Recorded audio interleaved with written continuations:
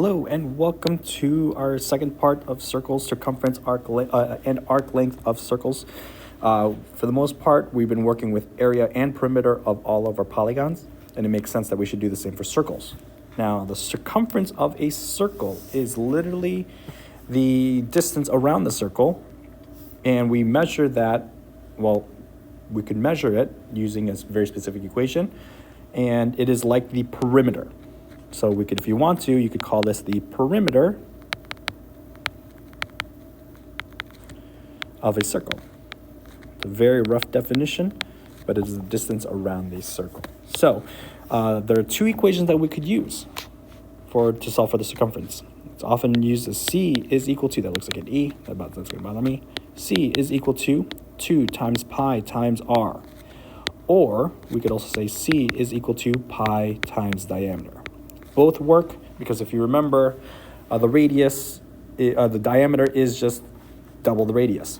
So if we draw, for instance, a diameter from A to C, we could actually, and let's say this has the center, the radius of this is, let's go with 6 inches. We could actually calculate the circumference. I'm also going to put a point here for B, and I'm going to say that this is, let's call this 40 degrees, and you'll see why we're going to use that later. So, example. So here's your example. Circumference is then equal to 2 times pi times the radius of 6. C is then equal to 2 times 6 is 12. We leave things in terms of pi because we want to keep it as accurate as possible. This is measured in inches, and since this is like perimeter, it is a length. We keep it linear, no squared because it's not area. So 12 pi inches. If I ask for the approximation, you should be able to just plug this into your calculator. 12 times pi, 37.69, 37.7 approximately. 37.7 inches. So that's the approximate answer. So depending on what I ask for, make sure you give the appropriate answer for it. All right, so arc length is pretty much a fraction of circumference, just like how areas of sectors are. A sector is just a fraction of the area of the circle. Arc length is the fraction, it is a fraction of the circumference.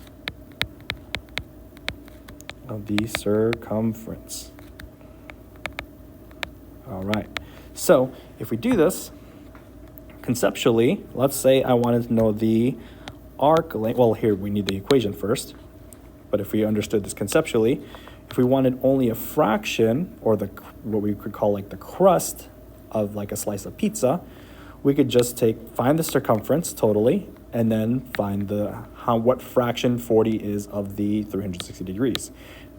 Ironically enough, that's exactly what we do. So the length of a sector, or length of an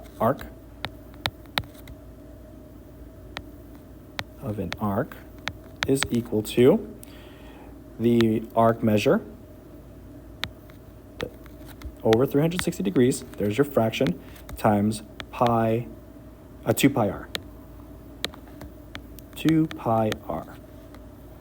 And there we have it. So let's say I wanted to find the length of, so here's your example, example 1. Length of AB. Well, we know that this is going to be 40 degrees over 360. Multiply that with, we know that this is the circumference is already 12 because we already did it, 12 pi. And we could do a whole bunch of simplification. Zeros cancel out in the numerator and denominator. 4 over 36 becomes 1 over 9. Multiply that with 12 pi. This simplifies even more because 3 goes into both 12 and 9.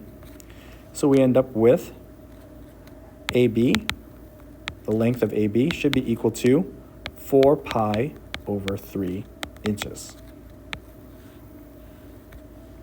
All right, so that's example 1. That is this short distance around. What if, though, So this is the short distance. What if I wanted to find the arc length the other way around? So what I would do this time is I'm going to actually put this in blue.